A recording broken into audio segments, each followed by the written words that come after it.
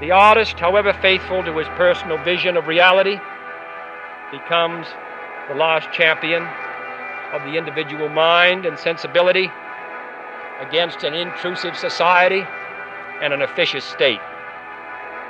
The great artist is thus a solitary figure. In pursuing his perceptions of reality, he must often sail against the currents of his time. During the campaign, we spoke about making sure that we bring back arts to the city of Boston and make sure that arts is such a big part of our city. I'm still crashing on couches. Not much has changed, in the last couple of weeks. Spring's around the corner, and I believe that, with a new mayor, there could be a renaissance on the horizon for, just the arts in Boston in general. What's happening? We're back with Indignation on Dig Radio Boston. My name is Chris Faraone. I'm the news and features editor of Dig Boston. I know for me, when I write a book, it's like, shit, I just put all this work into that book. I don't want it to disappear, you know what I mean? What? But for a lot of artists, especially ones who aren't comfortable with the marketing side of things, I get it.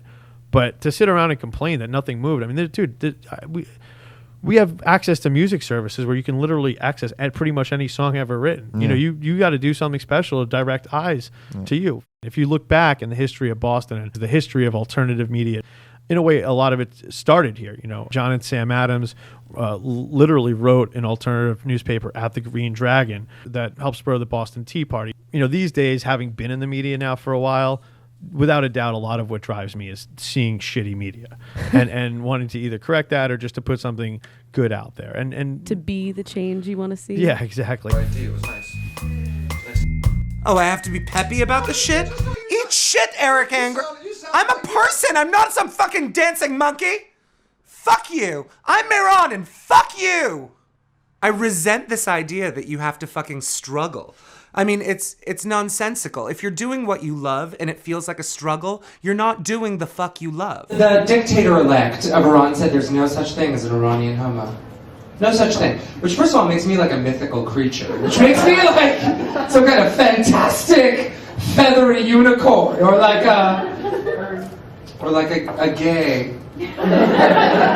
The struggle would be, working in a corporate environment again. And suffering bored fucking middle-aged housewives who are playing political games with me in a fucking office context. That's the fucking struggle. That's the quiet desperation.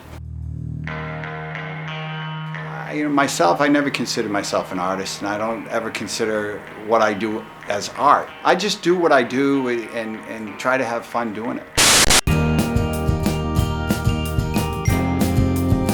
We're celebrating the 26th annual Boston Music Award, the longest running regional award show in the country. Do you like waiting? Do you like watching pacing? Watching everyone play their parts? Watching all of them get so far? I've been in Boston public schools where they've had music classes in the boiler room. And Music Drives has gone in and given instruments and got the kids out of the boiler room. We have all sorts of programs that we've done, and we are looking for your help. Music Drives does a lot of things, but we're focusing now on keeping music in the schools. It's just so important with the budgets being cut, with everything being devastated in the schools. It's important for the kids to have music. Every study in the world shows they're more communicative, they play well with others, they want to go to school. There's a new study out that says they can learn a second language quicker if they've played music. It's great. Hey, bring it in. Good to see you. Thank you so much for inviting me. He's believed in me for the longest time. It's been very endearing. I am a struggling creative type. I am living on Erik's couch right now. And it's just been, he brought me back to the Boston Music Awards. How's it going, Robbie? We're trying to make Can I do one of these? Guys, we're trying to do this as natural as possible without any unusual sort of antics. Let's be totally natural.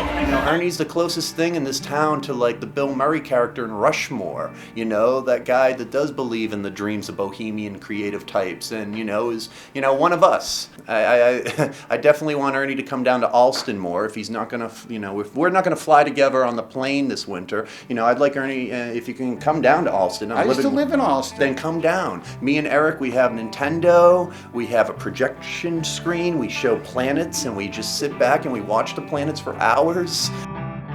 Do you feel like you get pigeonholed as Ernie Boch Jr., the car salesman, and not Ernie Boch Jr., the person or the entrepreneur? I really don't give a fuck, so it doesn't really matter. I don't feel I'm pigeonholed at all.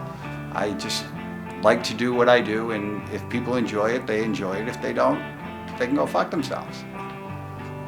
Dropping the F-bomb twice in 2 sentences, and I haven't done it yet. I see little of more importance to the future of our country and our civilization than full recognition of the place of the artist. If art is to nourish the roots of our culture, society must set the artist free to follow his vision wherever it takes him. We must never forget that art is not a form of propaganda, it is a form of truth.